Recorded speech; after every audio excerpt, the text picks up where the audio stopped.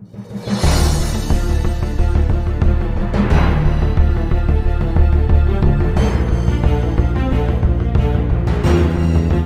नमस्कार, Shiv Shiva astro future साधना में आपका स्वागत है।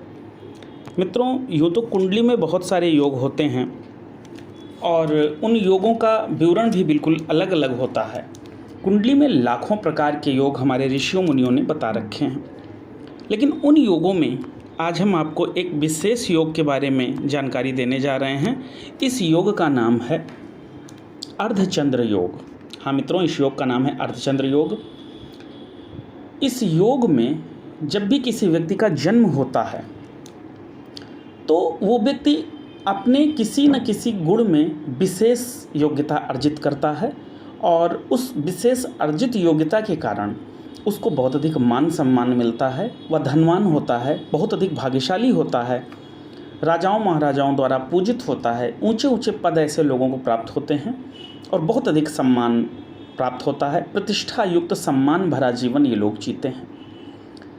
मित्रों, इस योग का नाम है अर्धचंद्र योग। ये जो आपको हमारे ऋषि मुनियों ने जो नाभस योग बता रखे हैं उनमें ये एक है। आज हम इस पर चर्चा करेंगे। जब भी किसी कुंडली में केंद्र को छोड़ ये जो 4 भाव हैं, ये कुंडली के केंद्र भाव होते हैं।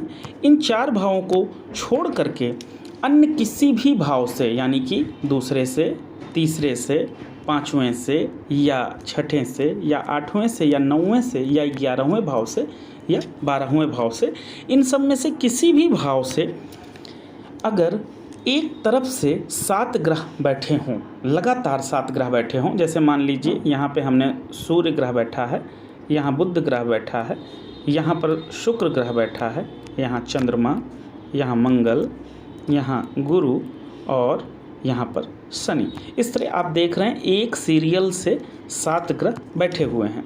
पहले में सूर्य है, फिर बुध है, फिर शुक्र है, फिर चंद्रमा है, मंगल है, गुरु है, शनि है। ये जो ग्रह हैं ये किसी भी क्रम में हो सकते हैं। ऐसा कोई ज़रूरी नहीं है कि ये सूर्य का क्रम और बुध का क्रम ऐसा ही क्रम चले। ये ग्रह आगे पीछे भी हो सकते हैं।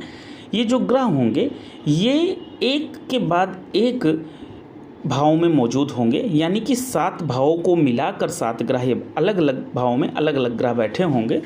इस तरीके से यदि किसी व्यक्ति की कुंडली में योग होता है तो इस योग को हम अर्धचंद्र योग के नाम से जानते हैं। मित्रों, ये योग अगर किसी की भी कुंडली में मौजूद है, किसी की भी कुंडली में अगर मौजूद है तो उस व्यक्ति को विशेष योग्यता प्राप्त होती है, अच्छी गुणवत्ता प्राप्त होती है। वो अपने गुण के कारण जाना जाता है, मान सम्मान पाता है। यहाँ पे एक बात ध्यान देने वाली है, कोई भी ग्रह किसी भी तारतम्य में लगातार 7 भावों में होंगे। दूसरी चीज़, ये जैसे यहाँ अभी आपको उदाहरण में हमने दूसरे भाव से ये ग्रह चल रहे थे, ये तीसरे से भी हो सकते हैं प्रारंभ, ये 5वें से भी प्रारंभ हो सकते हैं, ये 6ठे से भी प्रारंभ हो सकते हैं, ये 8वें से भी, ये 9वें से भी, 11वें या 12वें किसी भी भाव से ये प्रारंभ हो सकते हैं। कोई ऐसा ज़रूरी नहीं है कि ये उसी एक भाव से प्रारंभ हो। उदाहरण के लिए अभी आपको हमने जो पिछले ग्राफ में बनाकर दिखाया था वह अर्धचंद्र योग था। अब दूसरा अर्धचंद्र योग दिखाते हैं। हो सकता है ग्रह यहाँ से शुरू हो, यानी कि सूर्य, बुध, शुक्र, गुरु, शनि, मंगल, चंद्रमा, इस तरीके से 7 ग्रह एक तरफ से बैठ गए हैं। अब ये भी अर्धचंद्र योग है, यहाँ पर भी वही नियम लागू होंगे जो नियम वहाँ पे लागू होते हैं। ठीक इसी तरीके से ये अन्य भावों से भी स्टार्ट हो सकता है, जैसे सूर्य, बुध, शुक्र, मंगल, गुरु, चंद्रमा, शनि, ये भी अर्धचंद्र योग है। यहाँ पर आप एक बात ध्यान देखेंगे कि सारे ग्रह अलग अलग भावों में मौजूद हैं। देखिए 1, 2, 3, ये 4, ये 5, ये 6, ये 7। इसमें राहु केतु को नहीं लिया जाएगा। इसी तरीके से ये कहीं भी किसी भी केंद्र को छोड़ किसी भी भावों से ये ग्रह स्टार्ट होंगे तो ये अर्धचंद्र योग बनेगा। बस शर्त ये रहे, ये जो ग्रहों की शुरुआत है ये केंद्र में ना होने पाए। शुरुआती जो ग्रह होगा वो केंद्र का नहीं होना चाहिए। केंद्र यानी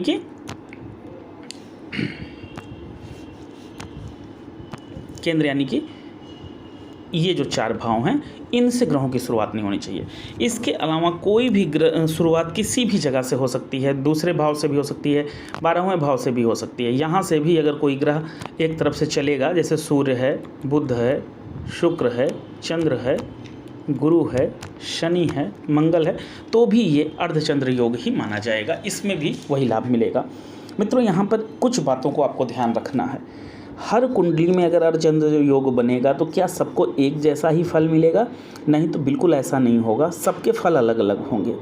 अब उन फल को डिफाइन कैसे किया जाएगा, इसके लिए आप हमारी पुरानी जो वीडियो हैं उनको देखिए कि जो ग्रह गुणवत्ता में बलवान होंगे, अपने राशियों के अनुरूप बलवान होंगे, भाव बल से बलवान होंगे, दृष्टि बल से बलवान होंगे, जो अंशात्मक रूप से बलवान होंगे, तुलनात्मक रूप में बलवान होंगे, उन ग्रहों का जो योग है वो ज़्यादा अच्छा होगा अपेक्षा जो दूसरी कुंडली में अगर ऐसा ही योग होगा और उसमें अगर ग्रह उस रूप बलवान नहीं हुए, कमज़ोर हुए, तो फल उस रूप में नहीं मिल पाता है। इसीलिए किसी भी योग को देखें तो हमेशा उसके बल को अवश्य देखें। बल तय करता है कि आपका जो योग है वो कितना मजबूत है। ये सारे के सारे ग्रह एक लड़ी की तरह होते हैं, ये जितने भी ये ग्रह हैं एक झालर की लड़ी की तरह होते हैं। इसमें अगर एक भी ग्रह कमज़ोर हो गया, अगर एक भी ग्रह इस लड़ी में कमज़ोर पड़ जाता है, तो ऐसी स्थिति में मान लीजिए कि बुध यहाँ पर अस्त हो गया, तो ऐसी कंडीशन में ग्रहों का जो ये योग है, इसमें एक बुध ग्रह जो है ये कमज़ोर हो जाने के कारण, अस्त होने के कारण, ये जो बुध ग्रह है ये अस्त हो जाने के कारण पूरे के पूरे ये जो 7 ग्रह के ये योग बने थे ये कमज़ोर पड़ जाते हैं, इसीलिए पूरा फल नहीं मिल पाता है। इसी तरीके से अन्य बातों को भी आपको देखना है, क्योंकि बुध जो है सूर्य के करीब आने पे अस्त हो जाता है। इसी तरह अन्य भी कोई ग्रह हैं, अगर वो अस्त हो रहे हैं तो उनका भी फल घटेगा। यदि किसी कार्य को 7 व्यक्ति मिलकर अंजाम दे रहे हैं और एक व्यक्ति जख्मी हो जाए या कमज़ोर हो जाए या बीमार पड़ जाए, तो पूरे के पूरे टीम पे उसका असर पड़ जाता है। इसलिए आप किसी भी योग को देखें तो उनके बलों को ज़रूर देखें कि उनका बल कैसा है, कुंडली में वो किस पोजीशन में बैठे हुए हैं, किस राशि पे बैठे हैं, उनकी डिग्री क्या है, उनके जो अन्य दृष्टियां पड़ रही हैं वो सब कैसी पड़ रही हैं। ये जो आपको अभी हमने 7 ग्रहों के एक तरफ से चलने बताए, इन ग्रहों में भी अगर अधिकतम ग्रह नीच के हो जाएंगे तो वो भी गड़बड़ हो जाएगा, लेकिन अगर इन्हीं चाल में कुछ ग्रह अगर उच्च के हो गए तो वो अच्छा भी हो जाएगा। यानी ये जो 7 ग्रह बैठेंगे, इनमें अगर कोई ग्रह मान लीजिए 2 ग्रह अगर मान लीजिए उच्च के हो गए तो ये योग और अच्छा बन जाएगा, लेकिन अगर मान लीजिए 2 ग्रह नीच के हो गए तो ये योग गड़बड़ भी हो जाएगा।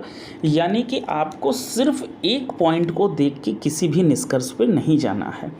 कुछ भी कहने से पहले अपने पॉइंट को कई तरीक़ों से देखिए। हाँ, ये निश्चित है कि ऋषि मुनियों ने जब हमें ये योगों के बारे में बताया है तो उसका फल तो निश्चित है, लेकिन फल कितनी मात्रा में मिलेगा, किस लेवल पे मिलेगा, किस परिस्थिति में मिलेगा, ये सब बातों को आपको खुद सोचना पड़ेगा, अपनी कल्पना क्षमता से खुद तय करना पड़ेगा। मित्रों, आज के लिए इतना ही, आगे फिर किसी अन्य विषय पर चर्चा करेंगे। तब तक के लिए जय महादेव।